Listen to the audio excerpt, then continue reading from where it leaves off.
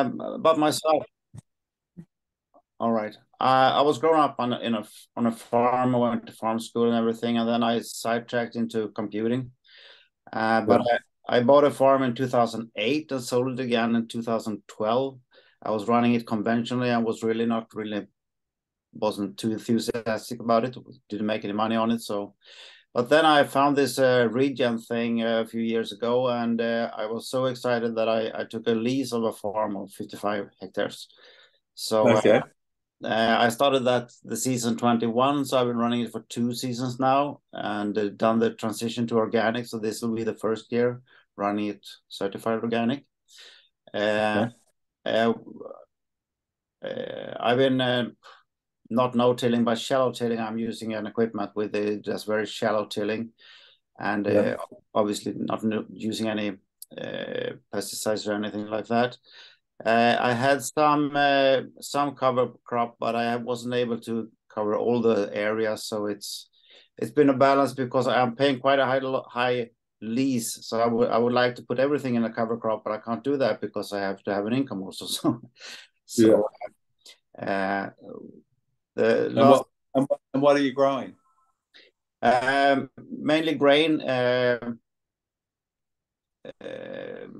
Winter wheat, and this year it will be spring wheat and oats and probably barley. I was planning hemp, but I just realized the seed prices have gone to the sky, so I'm not sure I can do that. But I see. Okay.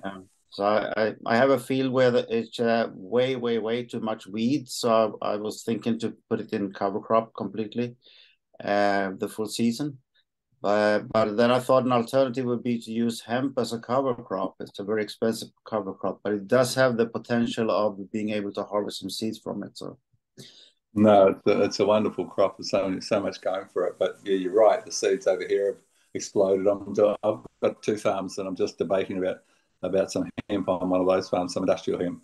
It right, used to be it used to be quite a thing that you had to go through so many government regulations, but now it's just go online, pay $150 for a license. They come out and check if it hasn't got too much THC all right, before harvest.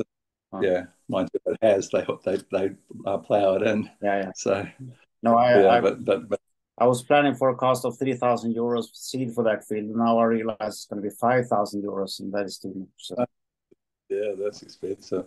yeah, And so just on well, I mean, it's quite unusual here because the broadacre, we call it broadacre when you grow cereal grains and so forth, uh, a much larger farm than 55 hectares, and you could never sort of make a go of it here, and you couldn't have the equipment and all that sort of thing. So how does that work? Because it obviously it's higher yields because your dry land's not so bad. I mean, here it's dry land, you get sort of 1.5, 2 tons per hectare of all of those grains. And you've got huge equipment involved and so forth. But how do you do it on a small scale like that and make it profitable? uh, well, first of all, I'm working full time beside the project, so I'm financing it with my life savings, and Yeah, I'm also working. And I have 7 years left to retirement. And when I saw the uh, how much I will get in retirement, I thought, okay, I will spend a few years to try to make a income from this farm. So my okay. worst case scenario is that I don't make any money until of 5 years, but I believe I'm going to get there sooner. So what I'm basically doing is to financing it with my life savings and the side job. So And what kind of yields, just out of interest, do you get just in comparison to our yields of sort of 1.5, 2 tons per hectare? What kind of yields do you get there? now on the winter wheat, you can get 8 to 10 tons. Yeah, So it's a whole different thing that makes it so that it's viable. yeah. And do you have contract harvesters coming, or have you got your own equipment? Not for combining. I have a contractor for harvesting, but I do everything else myself. So Okay. so And but do you have the capacity to foliar fertilize and things like that? yeah, I have a 24-meter sprayer that but I'm not too happy about using that. So I've been looking at using a drone or something, but then it's such a small amount. So uh, uh, Yeah, the drones are here are used predominantly for sort of spot herbicides and things like that because they can't carry enough liquid to do nutrition. So there's a new one, 35,000 Australian dollars that I've got a friend who's just buying 10 of them. But they can do 40 litres a hectare, and they've got 2.5-hour batteries. Yeah. And so they back and recharge themselves, and you change their tanks. And, it seems like it's certainly going to be a viable concept in years to come, but it's just on the edge of whether it's viable at the moment. Yeah. But why are you not happy with using the 24-metre boom? No, it's just that it's the normal pressure system where with pushes everything through a thin nozzle. So if I have anything like compost tea or compost extract, I can't use that. So, or I have to strain it really hard. But yeah, you can get. We'll talk through a couple of things. One of the issues is that there's lots of deficiencies in that soil. I mean, you've seen it yourself on the soil test, and with at least if it's your own land, you can justify the cost of correcting those things, and it's quite substantial to fix that. It's really deficient soil. But reasonable. The organic matter is not so grim compared to here, because we've got very low organic matter levels, and organic matter is a sort of great forgiver in terms of getting away, I guess, with some of those shortages. But I mean, some of the basic things like the cations, calcium, magnesium, some of the major anions like sulfur and phosphorus are really, really deficient. And so rather than investing when it's not your land, in the corrections, the longer term corrections, which are going to be quite expensive, the foliar, the two things that I would suggest in that scenario is addressing exactly what's required, just giving the plant what it needs directly through the leaf. It's so efficient. So foliar. Now the major issue with that is phosphorus, because phosphorus is a major mineral that's used in large quantities, and there's simply no foliar forms that can deliver much, and you can't use most of them anyway because you're organic. So the main one is all of the phosphorus fertilizers are based on phosphoric acid, and that's not allowable in organics. So the kind of things that you would look at would be, it depends on what's accessible there, but you'd be looking at things like chicken manure. It's the highest source of phosphorus amongst the manures, or human manure if you could access it. But chicken manure, can you access inputs like that or not? Not that I know of. Of course, I can look around, but there's no chicken. Not that I know of, but I can research it. Okay, so the current model. What? Tell me about what you do for a fertilizer program currently. I have I just bought a drill with a double hopper on it, so I can put it in dry when seeding. So I was thinking to use the what I have available as organic organic fertilizer for magnesium and for potassium and the other stuff.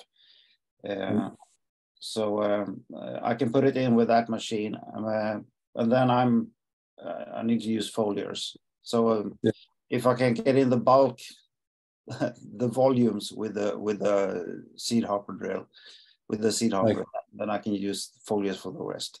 So that is the kind of thing I would like to know. What can I put on with the foliar, and what do I need to put in the hopper on the seeder? So.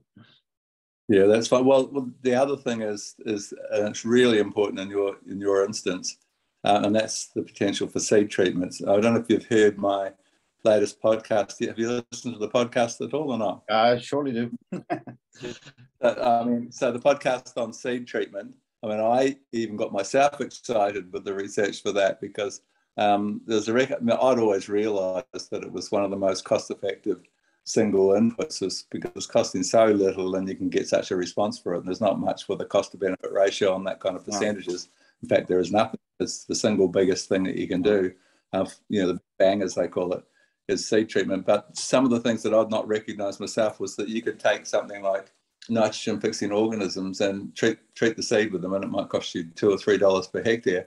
And I assumed that in this sort of dog eat dog world of soil microbes in the soil food web, that those organisms would be eaten off by something else within a month, and it would just give you a nice little kickstart and good early root growth and so forth. But the research, and I came across paper after paper, particularly from India, because they've used this nitrogen fixing species called Azotobacter on quite a large scale for quite some time in that country.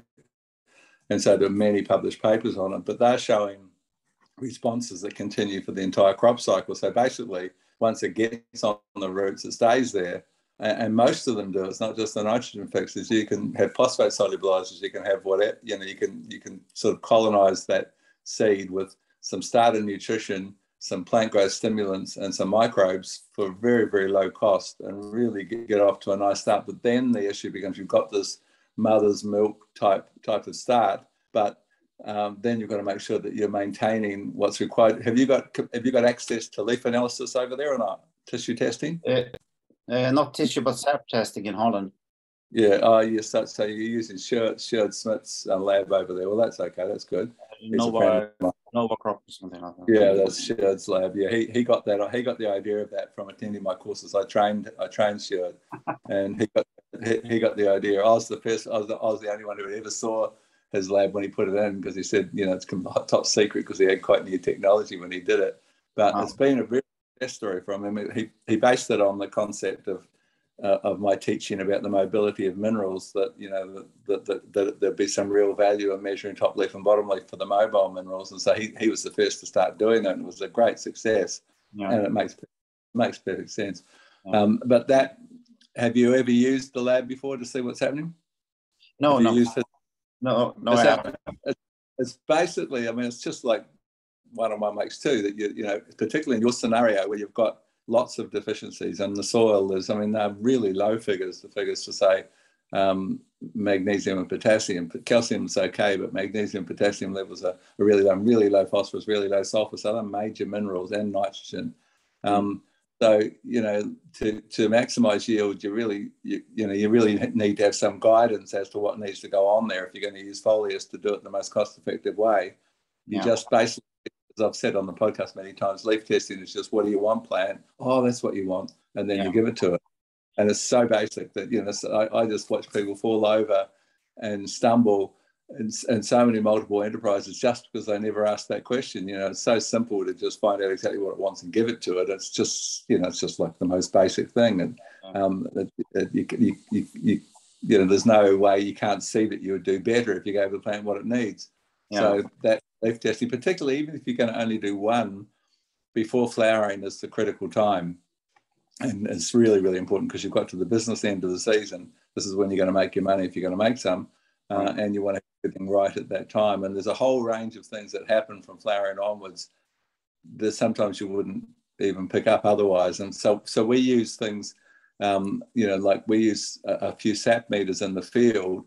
Like potassium, I consider is probably the most important. And all we do is similar to what Sjoerd's doing. We just do top leaf, bottom leaf, and they need to be the same.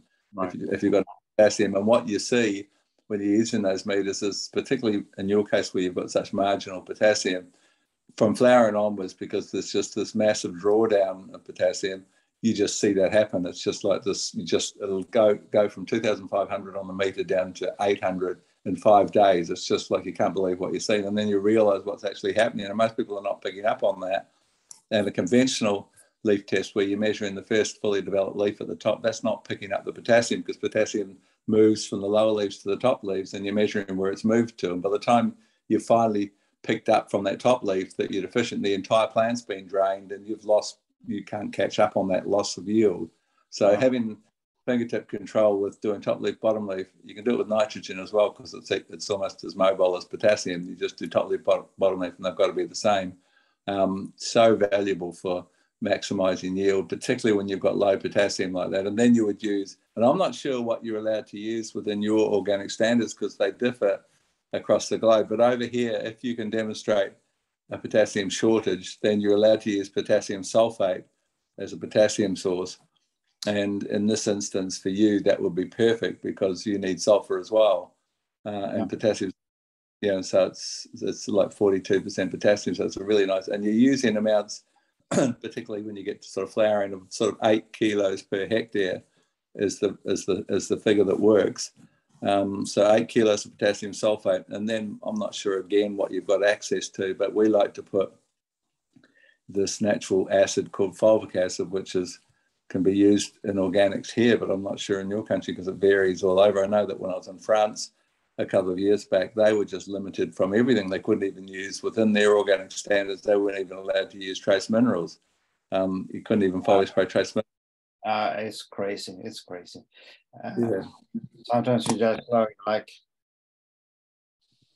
some stuff I don't report. So it's just No, I think that's the way to do it. And I mean, honestly, the system where they've literally tied your hands behind your back to grow organically and said you can't correct any shortages is just absurd. It's actually plain stupid. Yeah, and I think that the whole concept of restricting methods instead of analyzing the soil is really backwards. But I mean, nowadays you could actually measure what's in the soil. So if you do something that increases your level of whatever, if you reduce your soil health, that could be the criteria enough, I think. But that's not here yet. No, and I mean, there's many things that are done within conventional organics that are not good. You know, one of them in more intensive horticulture is overuse of copper because that's their main fungicide. And copper is really nasty. I mean, copper is actually worse than chemical fungicides because it doesn't go away; it stays there. It's biocidal. If you build up levels too high, it's biocidal and it kills everything, including earthworms. So it's not just a natural fungicide; it kills everything. So, and I've worked with so many organic guys who have just blasted their soil apart with copper, you know. So that's why I sort of promote this kind of nutrition farming concept. That's you know, the downside to organics is that it's just this whole list of things you're not allowed to do, but there's not a single thing about what you should be doing to produce this wonderful forgotten flavors. I feel like it's conventional without the tools. Yeah, no, I agree with you. I agree with you. It's the biggest problem is you can't use urea, and that doesn't make sense really. So, I mean, urea as a foliar spray is such a wonderful thing. But the one thing you probably could, I don't know whether you can access it, but I mean, in India, the central source of nitrogen is cow urine. They just basically lactate ferment, which is really simple to do and really inexpensive to do. Lactate ferment cow urine, and they have barns where the cows, they've got slight sloping floors, and all the liquid, all of the 100 litres per animal per night is what a cow weighs, and that ends up on the sloping concrete floor into a guttering that runs into 1,000 litre tanks. And they collect that and they just add a little bit of molasses and lactobacillus tea to it, which is something very simple you can make yourself. And then they just leave it till the pH gets to 3.5, which is the guideline that you've brewed up all the lactobacillus. Right. And it's just, that's the principal nitrogen source, and it's used all over India as a and it's within organics, that is, they use urea and conventional, but and the nitrogen involved is urea. That's basically that's the natural source of urea. That's why the word urine comes from, because it's based on urea. Urea as a foliar spray is just such a wonderful tool. I mean, it's and it's it's the most sustainable way you'll ever use nitrogen. It's wonderful. But I learned from you that adding some humic acid to it will make it better. It creates a urea humate, and it's just this wonderful. I mean, we grew very big apple crop, 3 million apples on one of my farms last year, and the only nitrogen we used was probably only every 2 to 3 weeks we did a foliar spray of urea, and we got. People said it wasn't possible, but it is. And it's beautifully flavored. I mean, we're doing all the other trace minerals and things as well, but that was our nitrogen source. We didn't put it through, we couldn't, because it was too wet. We couldn't do it through irrigation or any kind of upfront fertilizer. It was just foliars. It's just so effective. It's ridiculous. Yeah. But you're not allowed to do it. So what you are allowed to do is things like, amino acids, which are really good, but much more expensive than urea. And fish and things like that, liquid fish. What kind of inputs do you have access to? Because obviously the big things when you're growing organically, and I see it, and I'm dealing with actually some quite large scale organic broadacre growers in Canada and the US, and they have this huge issue of how they can get the NPK component, within what they're allowed to do, and one of them's using turkey manure and so forth, but you need to have some kind of source from that perspective that's cost effective. But the foliar spraying is the other issue, and it all comes down to what you can access locally. I mean, can you access liquid fish, for example? I never done it. I don't know. It's what I have access to is the biofertilizers that are organically approved. That is like for nitrogen is blood meal. And well, you can't use blood meal through the leaf, though, can you? No, that's my question. Is there any point to foliar spray? They won't happen, won't do anything. No, you have to have something with amino acids like liquid fish. Basically, there are many amino acid products around out there now, and extracted from soybean and so forth. But they deliver a beautiful nitrogen response. It's just whether you can get them cost effectively. All right, amino acid. Well, the decision I have to make is since obviously before I drilled, I don't have a SAP analysis. I only have the soil tests. So I need to decide what to put in the hopper on the drill and what I can leave for foliar spray later.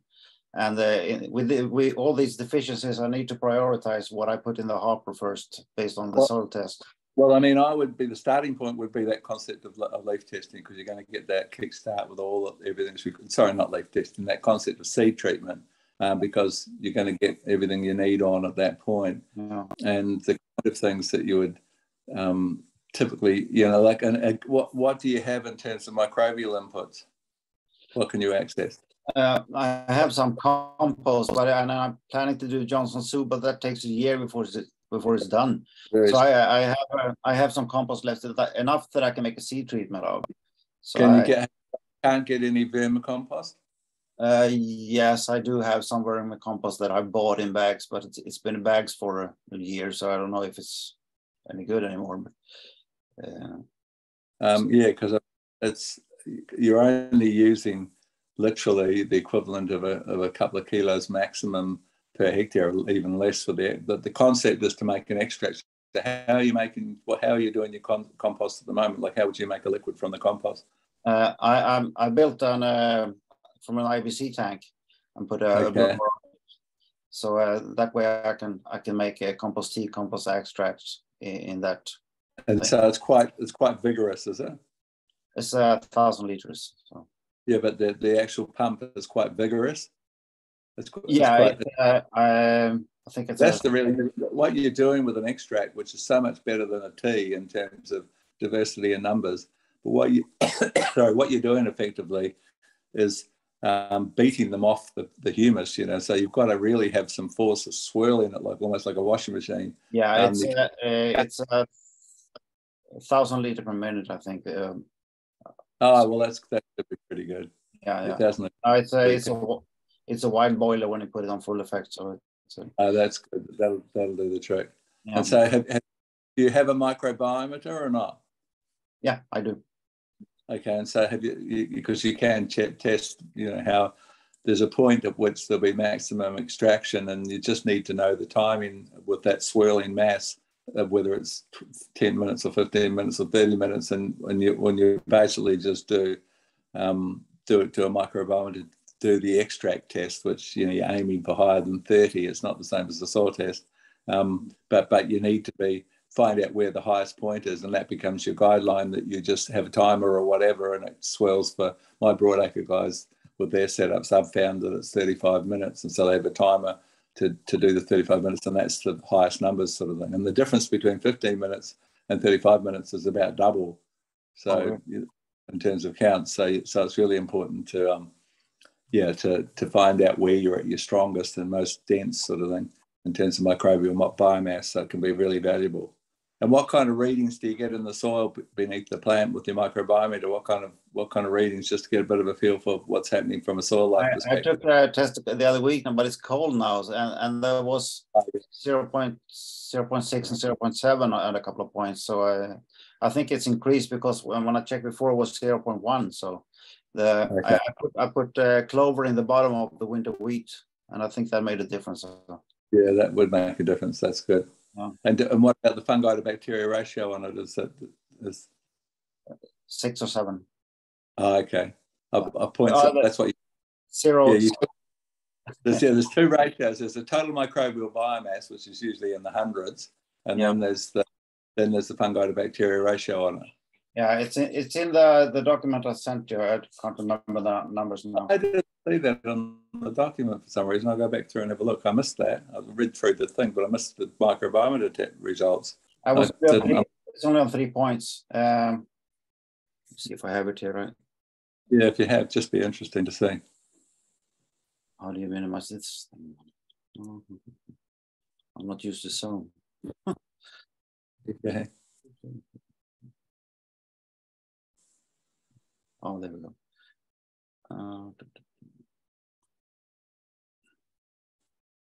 I can actually send you a link to a Google Doc that has all the numbers. That's one I didn't send.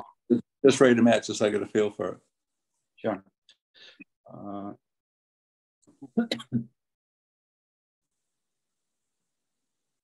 Share this link.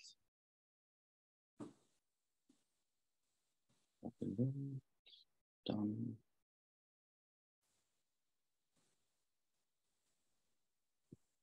See if you can access that link.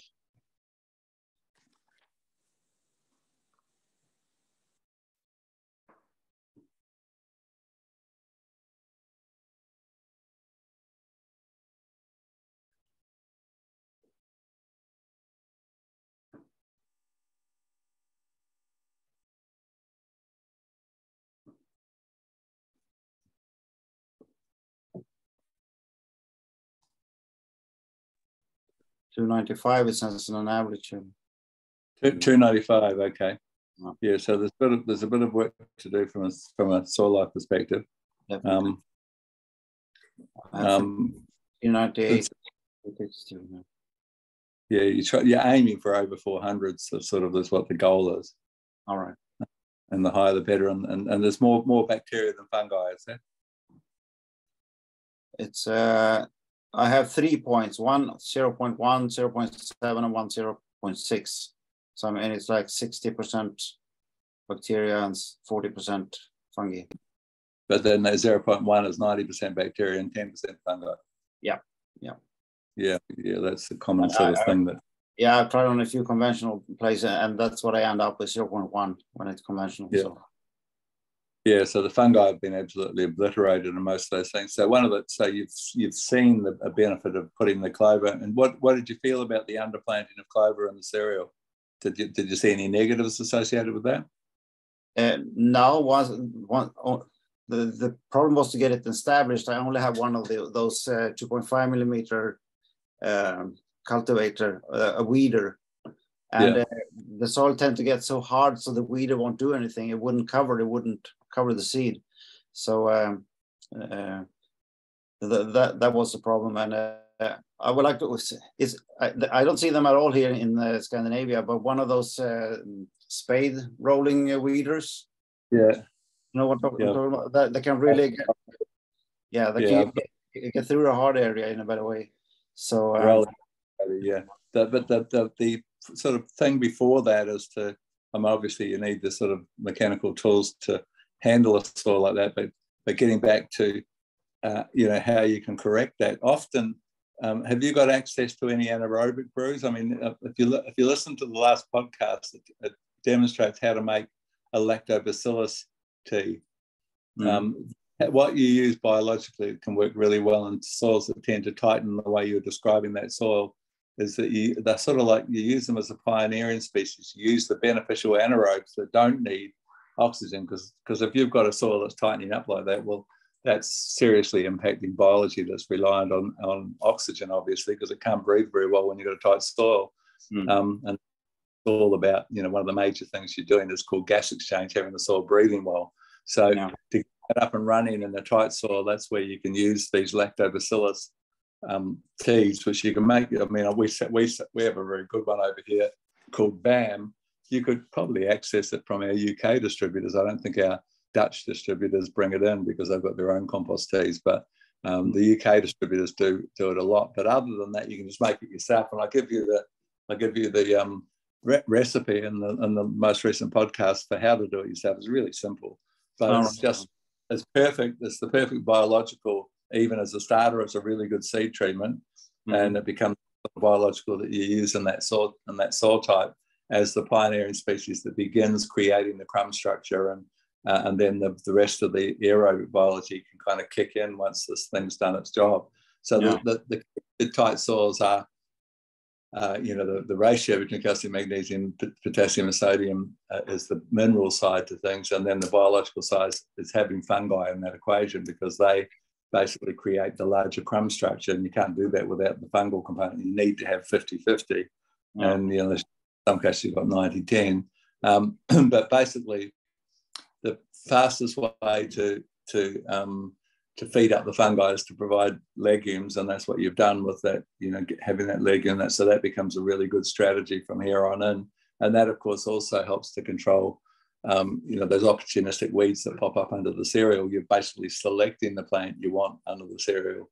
So it's very, very good from that perspective. In some places, like in Canada and Saskatchewan, that intercropping concept, or that underplanting, is just the government in that state has got them behind it. They've done lots of research, and basically no one grows a cereal crop that without a clover in it, and usually more than one. I mean, it's all about biodiversity, and if you can get 2 or 3 clovers underneath, low-growing clovers underneath the cereal, and as you said, the key is to get them established.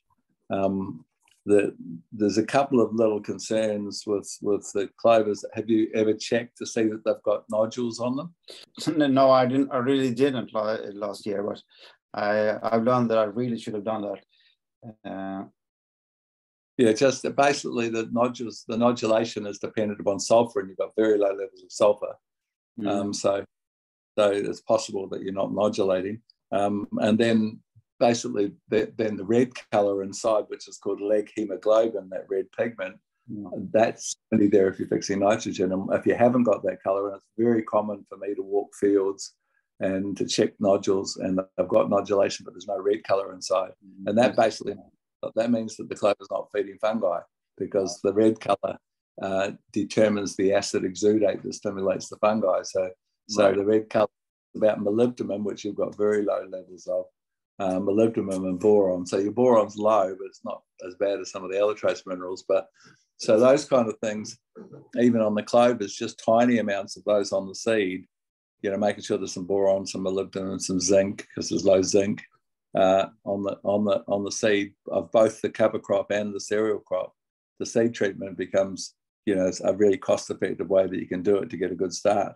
Yeah. So if we were to think about a recipe for the seed treatment there, the compost extract, obviously, and so then the compost extract becomes, the compost that you're talking about. What's its history? What is it? Is it a good compost? Because there's a huge variation in the quality of compost. So what's the one that you? It's I took the Elaine Ingram's soil web class last year. So that's my what I did as a practice there. So it's basically done through as her concept, like 60-30-10 with brown, green, and nitrogen. So and then it smells. It smells nice. The compost smell. Yeah, I think it's good. We've been adding food scraps all winter, so I guess. But I think it's okay. I will test it with the biometer. Sure that is good. But apart from the compost extract, then I have some humic acid product from Germany that I bought. I think it's okay. So that will go in there also. How about you talk? Was it rhizobium you talked about, or? Sorry, what was that? Well, did you talk about rhizobium? You were talking about the in. Yeah, I mean, for the clovers, for the cost of this is just for the underplanting clovers. It's not for the cereal, but the rhizobium, you're just guessing and hoping that you've got them in the soil, and they're not. Well, I'm not sure here, but over here they're not very expensive. To make sure that by putting some rhizobium on there, so you've got them, and for so that's important. But I mean that a little touch of boron and molybdenum, and we're talking that like 50 grams of molybdenum per hectare, that kind of rate, or less than that on the seed. It's just a tiny smattering to make sure that it's present there. Could be seed sort of thing. Right. How about the lesser active product as a seed treatment? What is it called? The lacto acid. Really, really good, and it'll go with the compost there. It's compatible. So if you can make up the brew like that, that's a really good seed treatment. Right. And it also it all goes together, so shouldn't be a problem. Yeah, the compost tea and the lactobacillus, we always use the two together, so it works really well. Yeah. I do have some EM also. I guess it's good to go in. Yeah, if you've got EM, EM's very similar to our BAM product, so that is a lactobacillus thing. So just use the EM if you've got it. It's really good because it's got some additional organisms that you can't just brew up. I mean, it's predominantly lactobacillus, but there's things like purple non-sulfur bacteria, which is a nitrogen fixing bacteria, which is really handy to see in EM. So EM's perfect. Put EM with the compost.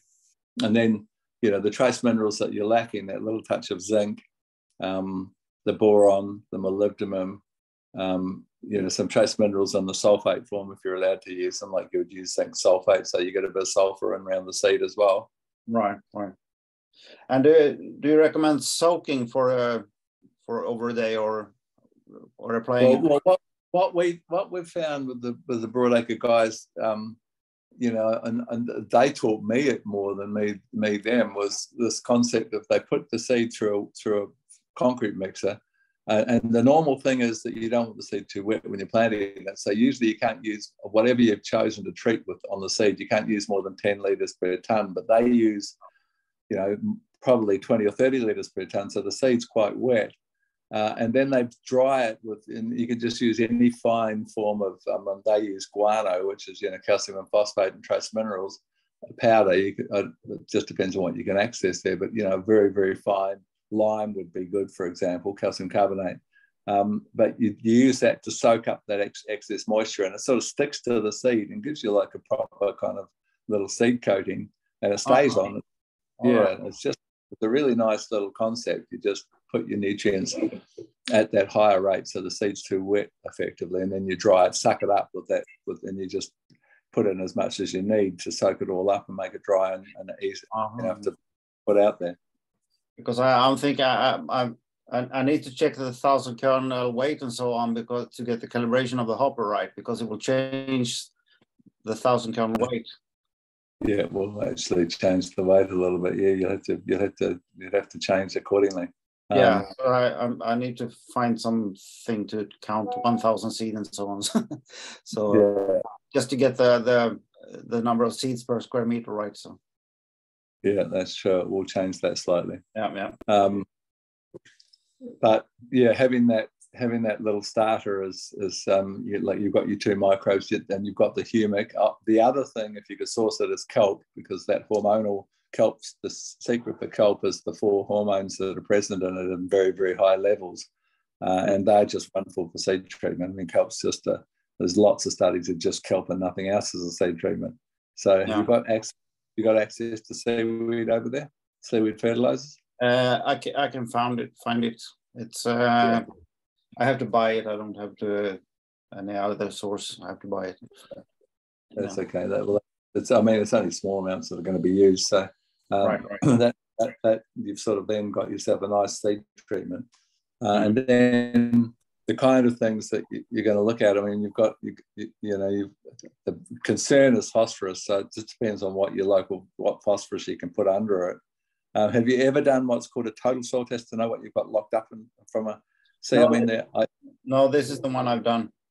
So you can do what's called totals, and it shows you that's just showing you what's plant available. The totals, you can even do it just for phosphorus, so it's not very expensive, but you just want to know how much you've got. Because phosphorus, the nature of the beast is that it's just got these 3 negative charges, and it locks up most of what you put on, locks up and becomes calcium phosphate or iron phosphate or whatever in the soil. And what you're measuring with totals is, how much phosphate's been used historically, because 3/4 of it will be in that locked up form. I mean, some soils, if they haven't had much phosphate on them, don't have that frozen reserve. But if you've got it, that's good news for you, because, all of these things like EM and so forth can help in the release, and the compost teas can help on the release of that phosphate and give you some phosphate for the season without you having to buy it. I was hoping to be able to increase fungi so I can release phosphorus that way. But you have to have phosphate there to release. That's the point. The total tells you whether you've got that. It depends on. Do you know the history of your farm? What was it farmed previously? Just conventional grain, and he's been doing all the conventional recommendation for fertilizer. So oh yeah, so it'll have phosphate there in a tied up form. So yeah. Yeah. If I look at PACA, HCl, I guess that's the hard to get to phosphorus. It's like around 50, 60 milligram. Well, hold on, milligram per 100 grams. So that would be like 400 or 500 ppms. Yeah, so that you've got quite a bit of phosphorus there, which is good. Yeah. So I mean, you still always need a little bit of phosphorus on that, around that seed to get started of available phosphorus, and that's what your organic fertilizer will deliver. So that sounds promising. With the, have you got the capacity to do liquid inject at planting as well, or not? Not at the moment. I have to build that. I don't have it right now. Okay, because it's just I mean, there's been some quite large farming groups here. There's a group called Twine that have done really in broadacre groups, we call it broadacre cereal farming, but that have done really intensive research into doing their conventional, in their case, it's just DAP and zinc, but that compared to liquid inject, where they've just liquefied it and put it on. So it's exactly the same inputs. Same amount of the nutrients that they use in the phosphorus, nitrogen, and zinc in this instance, but much better response to the liquid inject. It just envelops the seed and gives this very good, better response. You mean basically putting it in the furrow? Yeah, so in furrow, you call it, Americans call it in furrow, we call it liquid inject, but it's just squirting down behind the seed, so into the seed. Yeah. And it's not that hard to set up. You can have a tank with just little pipes running off it it is reasonably hard, but it's not impossible to set up. People do it themselves sometimes. I can actually have an IBC on the boom on the drill, so with just nozzles. Yeah, that would work. Yeah. But for this spring, I think I have to inoculate the seeds too. That would be my major input. All right, so we got the seed inoculation there, and then I need to put in some dry. The one other thing from the seed treatment, which depends again whether you can access it, but can you access mycorrhizal fungi at all over there or not? Yeah, you mean to buy? Well, yeah, because you can't. There's not something you can brew up or anything. That's the one thing you've got to buy the spores to get on, and you put it on the seed is the most cost-effective way. And you don't have to have complete coverage, but basically, if you can get a few hundred grams or something that's cost effective, like might cost €10 a hectare or something. I don't know what the prices are over there for your mycorrhizal fungi, but the value of having, they burrow in, expand out and give you 10 times the original root surface area, and they mine things. Their big thing is that they mine and search out the immobile minerals like phosphorus and zinc, and you need both of those desperately. So mycorrhizal fungi seem to be a no-brainer if you could access them. But you don't have to say the application rates will be, to get a spore on each plant, you're going to need a kilo or whatever the rate they're suggesting. What we find, if people can't afford to do that, is just getting any on there, just small amounts. And then it's not going to be perfect in that first season, but basically it just moves and will spread from one plant to the next. And what you're trying to do is get that matrix of those hyphae across the field, and so just getting started with any kind of amount will be of value. Well, you can buy them, but that's just a few strains, and they're not local, so I have no idea if they will survive or not. But you can buy them. Oh, there are strains of mycorrhizal fungi, particularly the glomelis strains, that are just everywhere. I mean, they're in every soil, so it doesn't have to be local from that perspective. I mean, they inhabit every soil on the planet. There's some key strains, and the glomelis strains are the big ones. And so, so just getting them in there and then getting them to start the work sort of thing. Right. Is really. I know the humic acid product I'm using does have a trichoderma in it also. Oh, that's handy. Yeah, that's good. Yeah, so that'll be in there. And then I'm looking at the Jadam way of local leaf compost and whatever to try to get local stuff as far as possible. Yeah, that's good. Yeah. But I mean, the bottom line is that the concept of growing things effectively commercially is about minerals, microbes, and humus. And so what you're doing is boosting humus with either humic and fulvic acid, ideally. Fulvic acid, humic's where you're going to use at planting, and it's going to do this sort of stimulation of fungi increase the uptake of whatever fertilizers you can put down and so forth.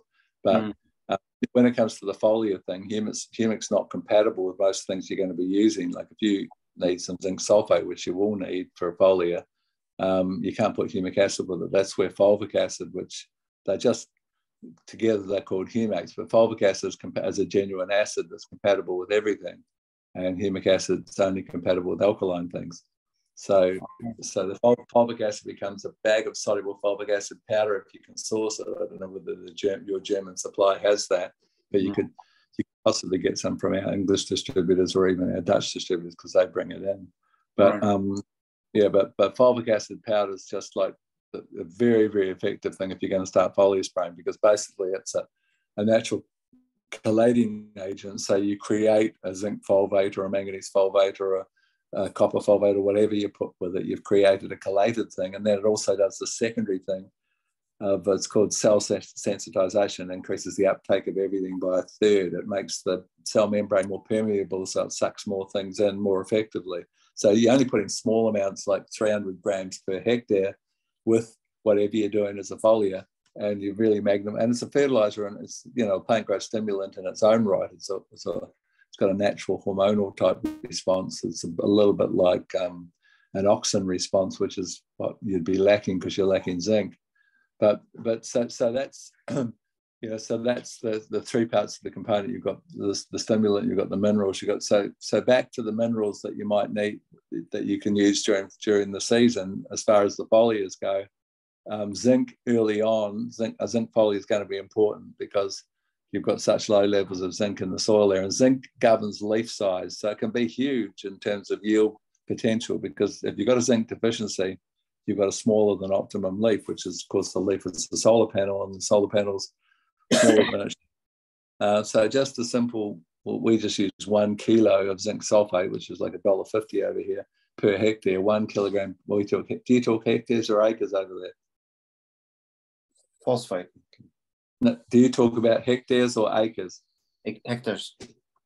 Hectares, yes. So it's 1 kilo of zinc sulfate per hectare as the foliar, with that 300 grams, if you can get hold of it, of soluble fulvic acid powder. If you can't get the powder, you have to get a liquid, but you just put a bit of that with the zinc sulfate, and that will give you the zinc requirement at that early time, and you also get a response from the fulvic acid at that time. but ideally, with that, like the magnesium and the potassium levels are low, and ideally you'd use a little bit of magnesium sulfate, a bit of potassium sulfate, and the zinc, and they would go in. Potassium is quite important. Well, it's hugely important after flowering, but it's also a vegetative mineral that's pretty important early on, and your levels are really low. You're going to go nowhere fast with those lower levels of potassium. And potassium is not something that sort of locks up to the same degree as phosphorus, so you're not going to have a big reserve in terms of being able to access it with the biology. So you really do need to get some potassium in there. And as I said, I'm not sure that you're allowed to. Here you're allowed to, in organics you're allowed to use potassium sulfate, but I'm not sure what your requirements are there. But anyway, that's what should I focus on getting in dry at the seeding? Potassium and sulfur, maybe magnesium also. Yeah, and some nitrogen, obviously, because and some phosphorus. I mean, you need. I mean, what is the local fertilizer? Have you got an analysis of what you can source, your organic fertilizer you can source there that you might put down with the seed? Yeah, sure. There are numbers on the bag that, like, the nitrogen blood meal is 15% and so on. So, and there are potassium, magnesium products also with, like, I think it's 40 and 16 or something like that. So there's a lot of things to choose from. So okay, that's good. Yeah, so getting a little bit of those key things that are lacking. Yeah. But putting it in at seeding, that would be potassium, sulfur, and nitrogen then.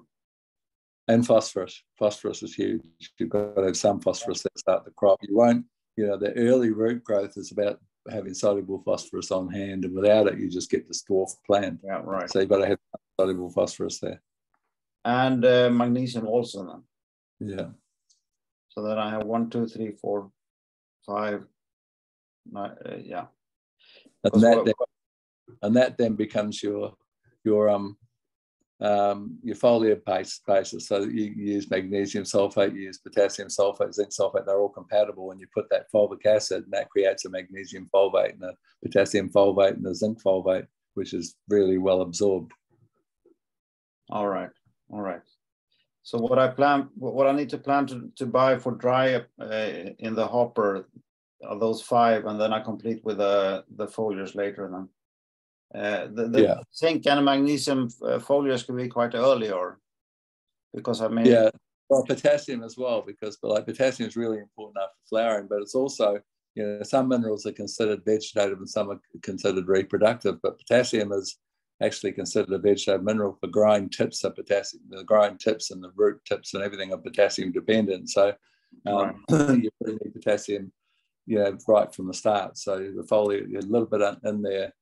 It's all about cost, but a little bit in there, so you've got a bit around the seed when it germinates, and then that foliar, the foliar becomes, the foliar becomes, and then before flowering, the critical thing is a foliar spray of boron, probably potassium again, and boron before flowering.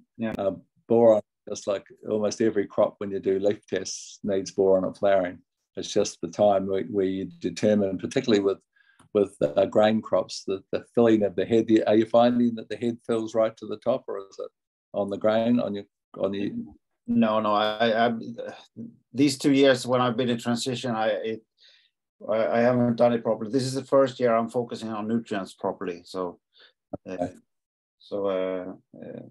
my harvest has been enough to cover the lease and nothing more. Okay, that's the issue, is that you can't just do it with a few microbes, and it's the only downside of Elaine's argument is that she sort of suggests, and I've watched train wrecks across the world from Elaine's approach, because she sort of suggests all you need is microbes, and it's not true. I fell in that trap since I attended her school, and I was just focusing on my biology, and I forgot about nutrients. No, that's really common, and it's and she sort of, her argument is, there's plenty there that you can access, but you've got to get to that point that you're accessing it, and you've got to have some nutrition there to grow a crop. So. Yeah. Well, I realize now, of course, we're aiming for a soil state where things are working by themselves, but it certainly doesn't start there. So no, exactly right, and the scenario is basically the foliar nutrition is actually really quite a strong microbial stimulant. You'll watch, if you've done a few foliars during the season, you'll watch your soil life counts rise, because it sort of fast tracks chlorophyll density, because all of those minerals like magnesium, if you're that deficient in magnesium, well, you're going to have less chlorophyll, because chlorophyll is made from magnesium. The central molecule in chlorophyll is magnesium, so you're going to have less sugar patches, less productive potential, less. I mean, it's just, you can't really compensate for that with biology. It's just, that's what you need to put in.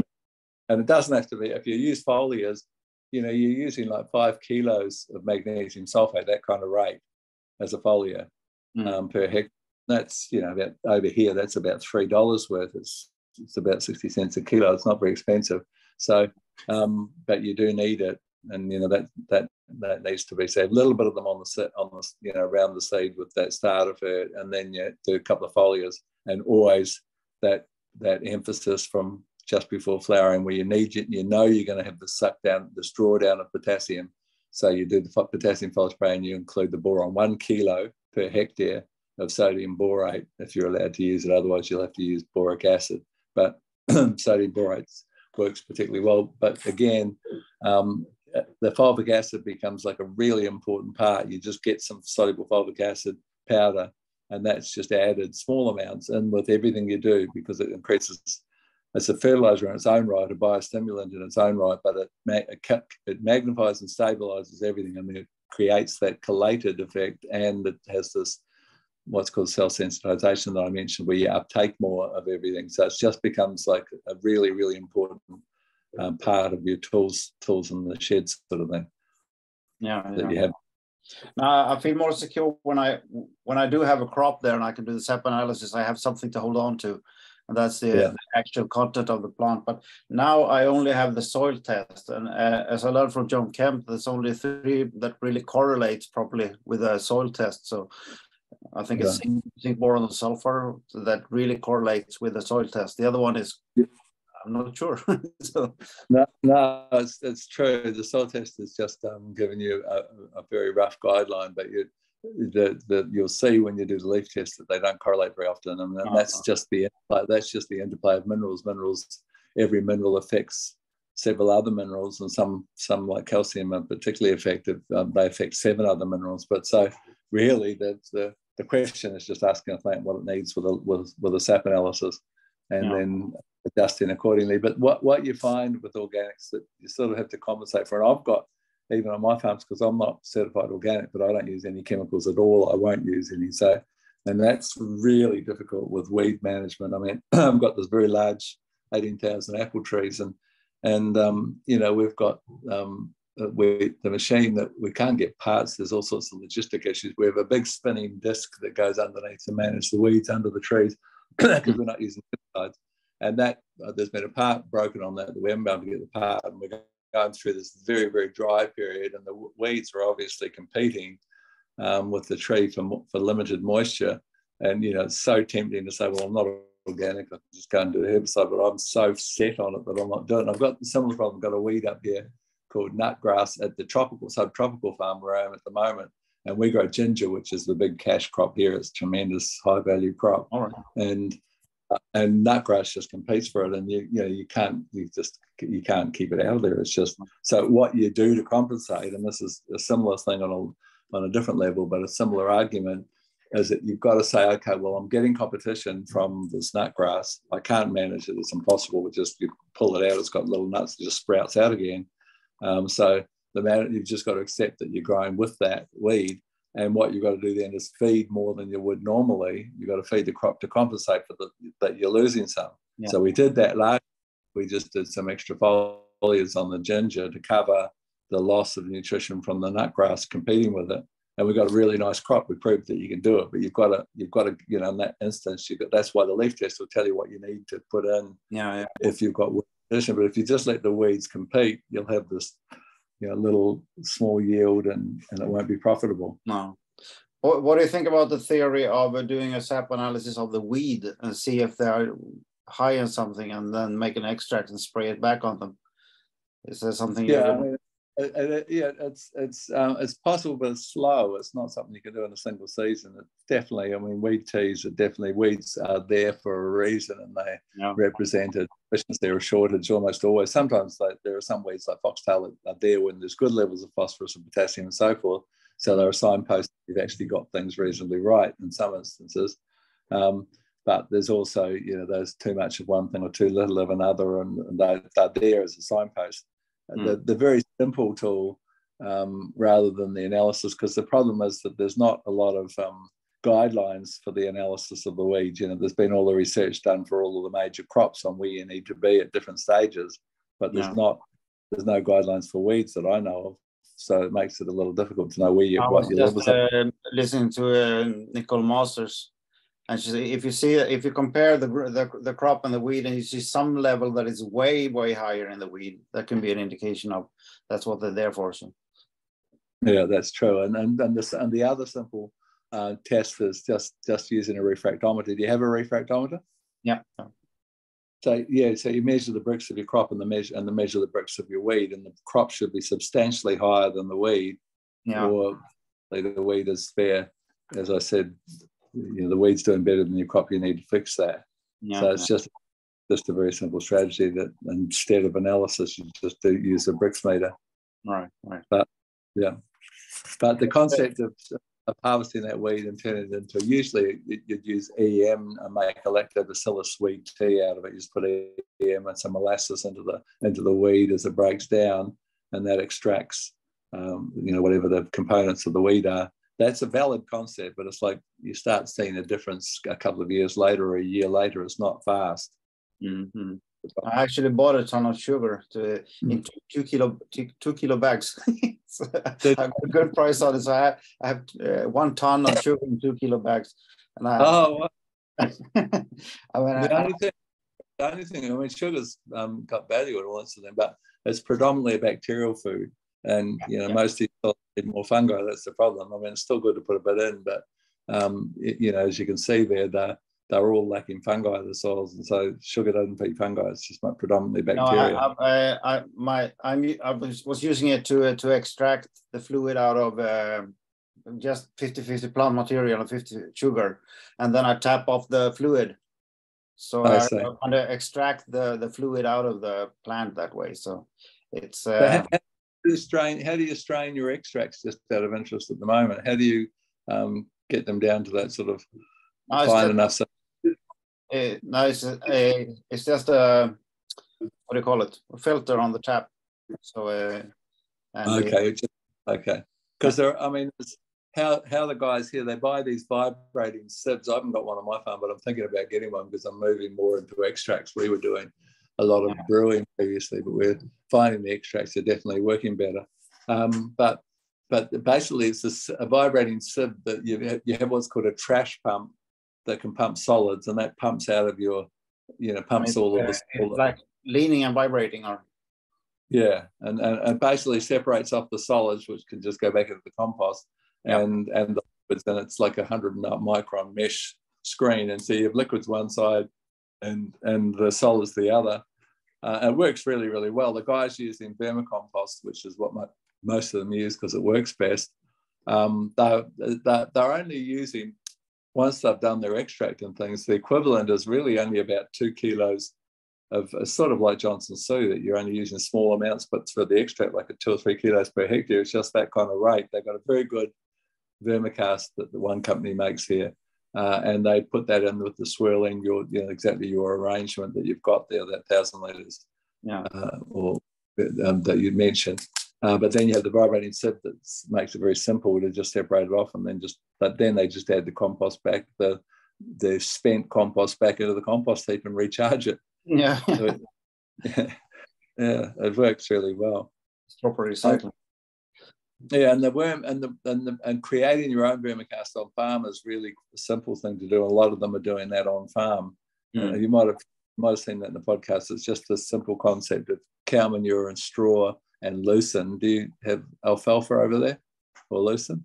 Well, you can grow it obviously, but I don't have it available right now. I harvested it was 3 hectares of what do you call it, Timothy? Do you call it that in English, Timothy? Yeah. And I didn't just put it in a big pile. So that I'm going to check the middle of it with a microbiometer and see if it's a compost now or what is. So, okay. Yeah. Okay. But alfalfa, not normally, no.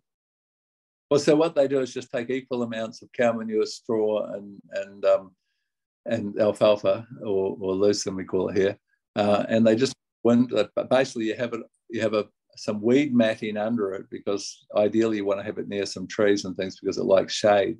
The worms don't like the direct sunlight, and then you just make yourself a windrow, on this weed mat, so the weed roots can't come up and take the compost, because they'll come right through the top of the pile. They just love it. The tree roots, well, you'll find roots right through sucking all the goodness out of it.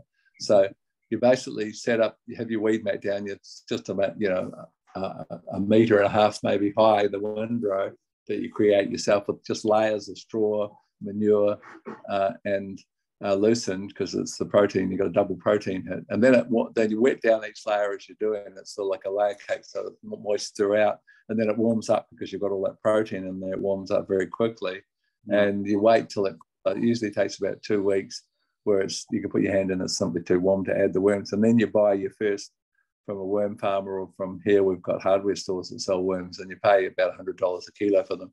You just add them to one end of that windrow, and then they work their way through, and you harvest behind them. You don't get your first harvest until about 2 months, so they've moved that far, and then you can start harvesting behind you. Then you just do that concept of extract, same as what you're doing.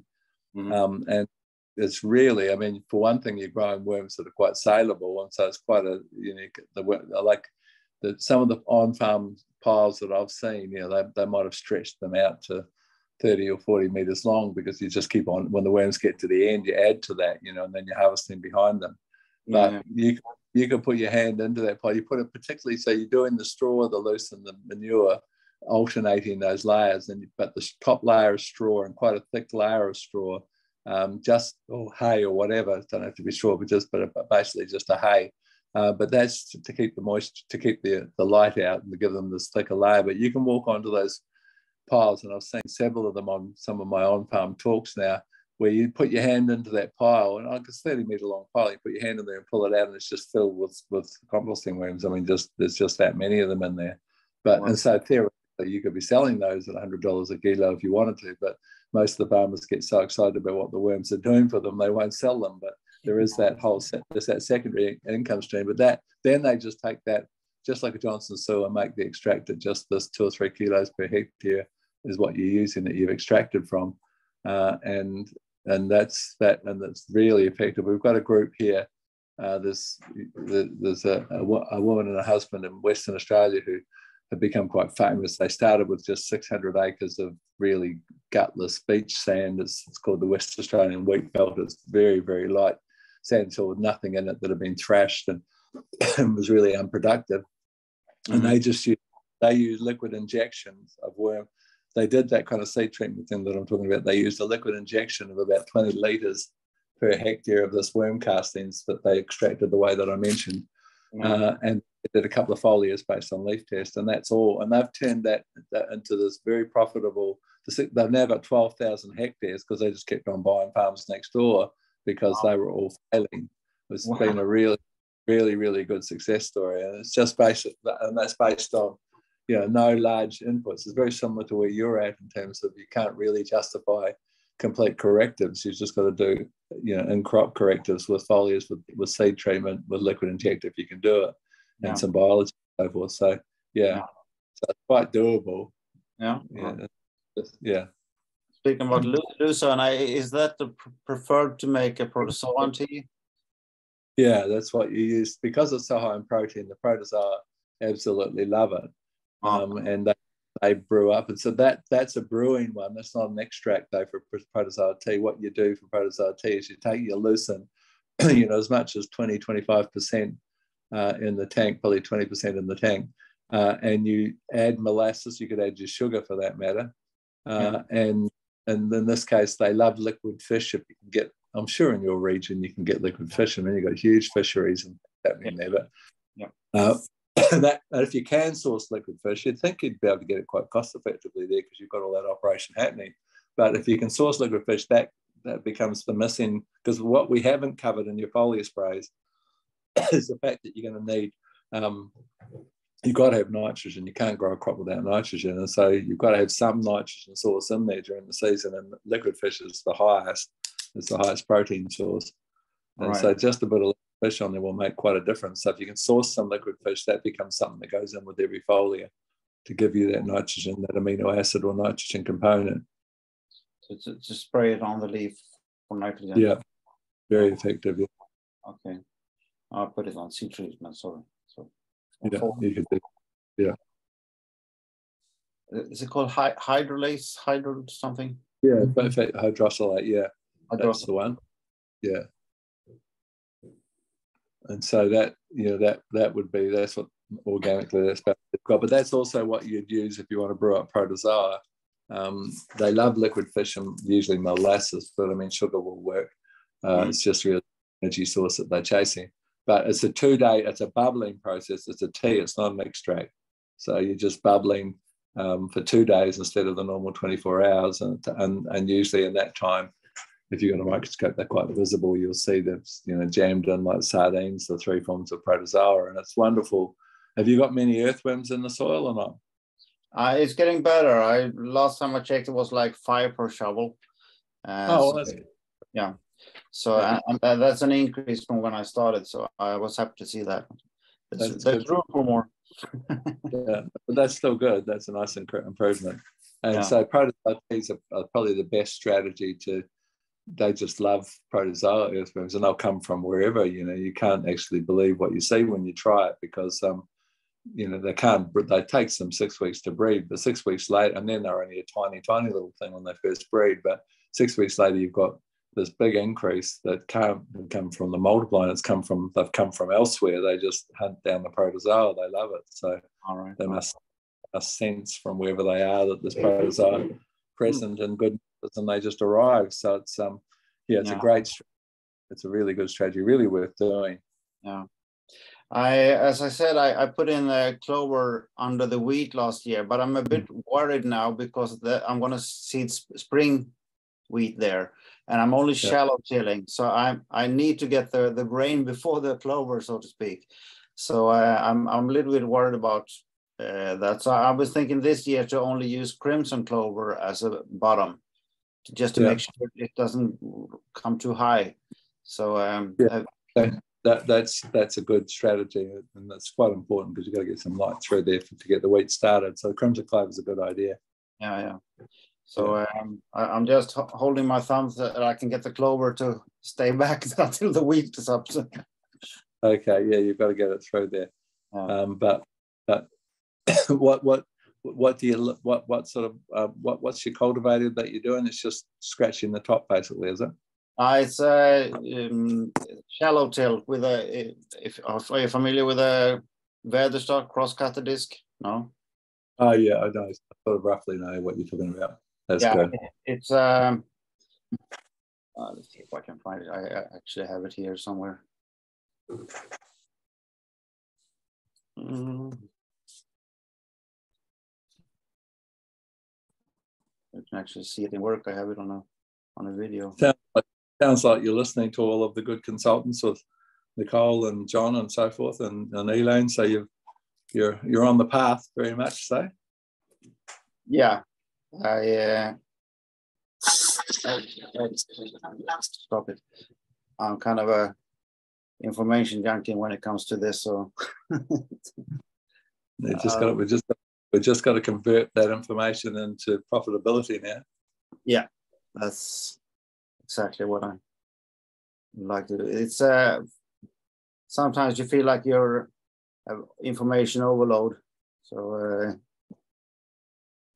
like in the beginning, I was too focused on biology and I forgot about everything else. So in time, hopefully I will get the full picture. So one little extra thing that that it would be really good to try and include, and we have it here, but I'm not sure what you can access again.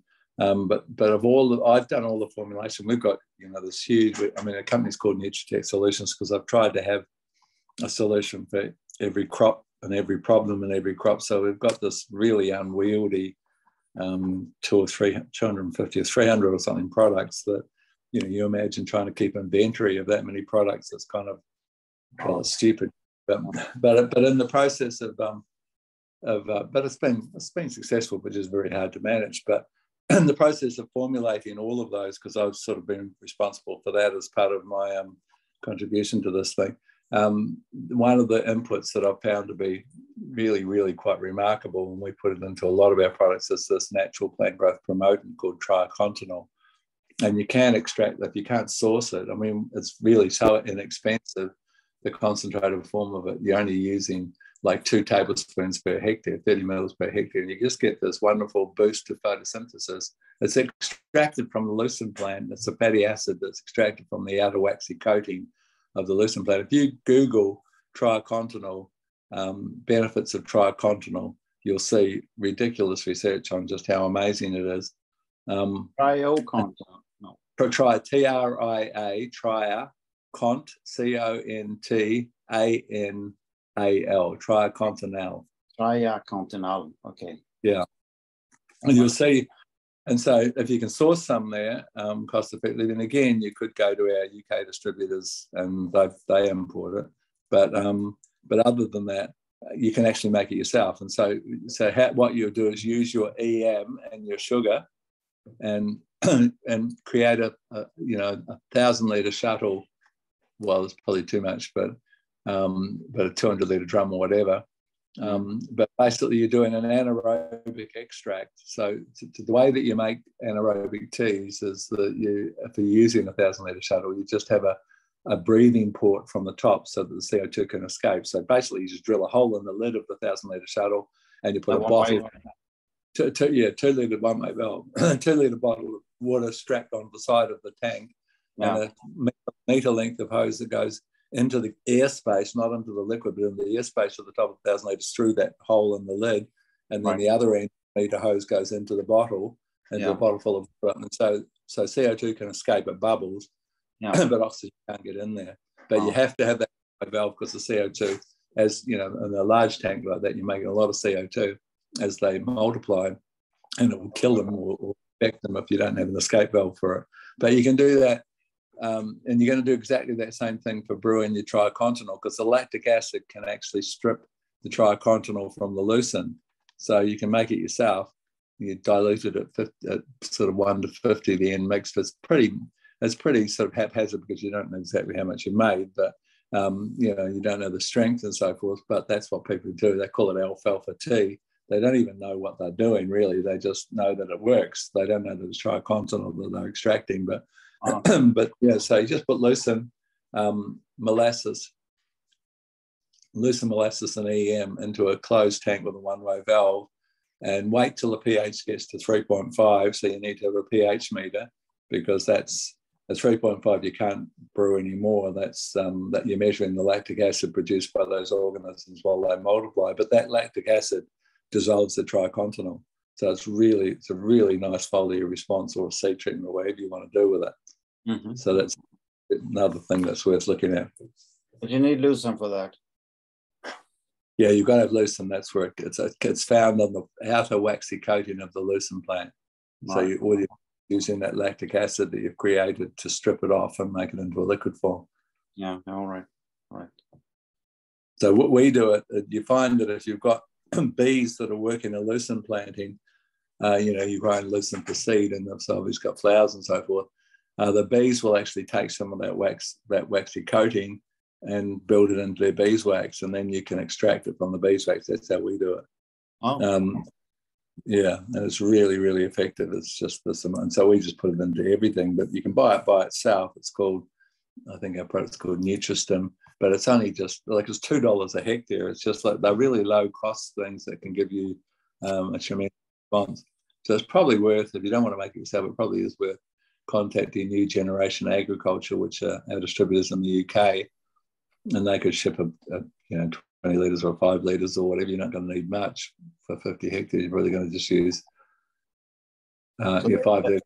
They have all your products, or but they have about half of our products over there. All right. So they have soluble fulvic acid powder and all those kind of things. All right. Yeah. Perfect. New Generation Agriculture. Perfect. Wow, that's a lot of info. I love it. It's called drinking from the fire hose. Yeah, that's it. But okay, but I got potassium, sulfur, phosphorus, nitro, and magnesium. That's what I'm going to put in dry based on the soil test.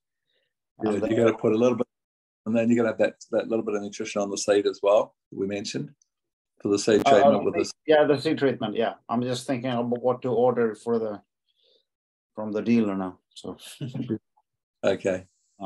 So I probably have to make a second run to get everything in there, but that's okay. From your perspective, just be aware that, well, I don't know how it is in your country, but over here it's kind of almost a little bit of a rip-off that, you know, the organic guys just increase the prices of organic fertilizers, sort of thing. Yeah.